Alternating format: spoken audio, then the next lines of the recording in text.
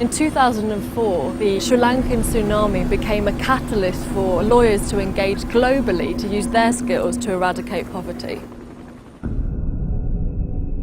A4ID grew out of the Oxfam 1000 City Lawyer Initiative and harnessed the enthusiasm of those lawyers to use their skills in a wider context to promote the Millennium Development Goals through practical initiatives.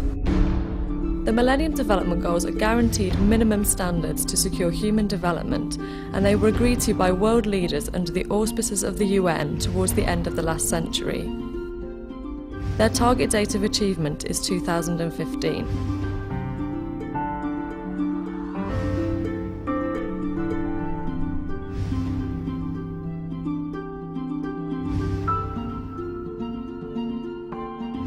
Lawyers have a key role to play in furthering international development, whether it be through trade, finance, protecting or securing rights. And A4ID coordinates the efforts of lawyers from across the world to provide maximum impact for the legal profession in this area. A4ID acts as a broker or an intermediary between the international development community and the legal sector. The work of A4ID has been invaluable to us because they've been able to provide the legal arguments that we required in order to sustain the work of our partners on the ground. If we don't have the rights to the land, tomorrow someone could turn up and make us leave. But with a legal document, we can say that this small piece of land is ours. With the little that we have, the council or someone else can't come and remove us from the land, as has happened before.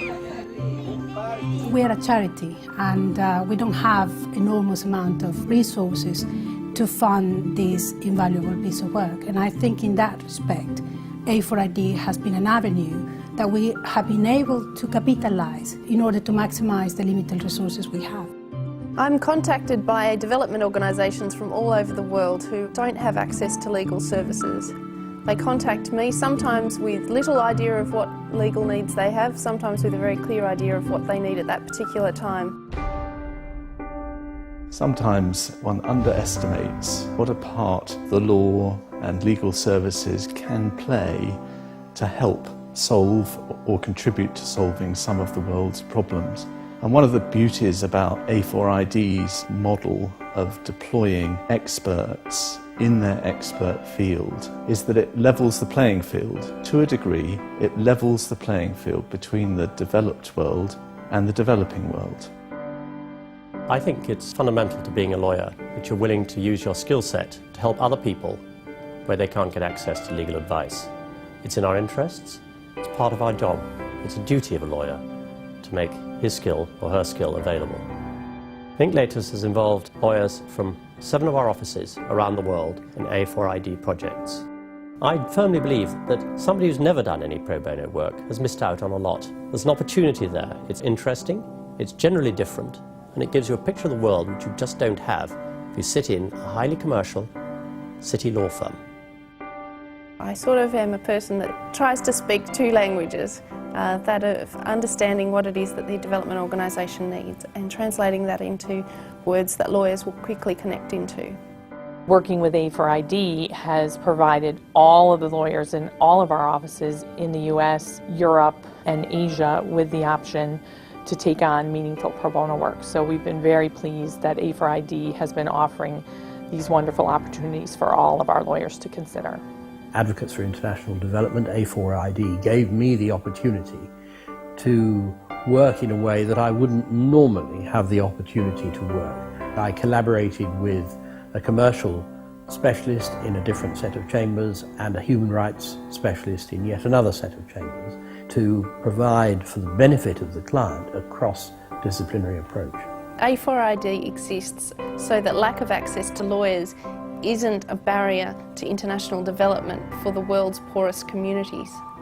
It's tapped into a growing sense of conscience, really, on the part of the developed world and especially on the part of professionals within the developed world, a realization that they need to do more to help the developing world, not just as a matter of moral obligation, but indeed for the survival of the planet itself. The organisations who are supported through the NQLP are generally organisations who would not be able to access the skills that the young lawyers provide, or would not be able to afford those skills. I'm a corporate finance lawyer at Clifford Chance. I've just come back from a 2-month placement with a regional human rights NGO in Bangalore in southern India. I think it's difficult to do the kind of work I was doing and be exposed to a lot of the human rights issues in India and not be changed at a personal level.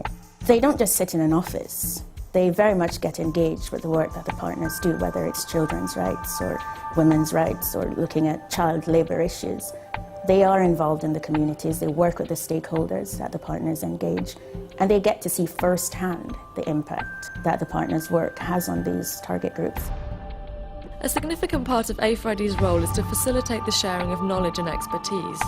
Through our education and events programmes, we enable development and legal professionals to learn how lawyers can help to achieve the Millennium Development Goals.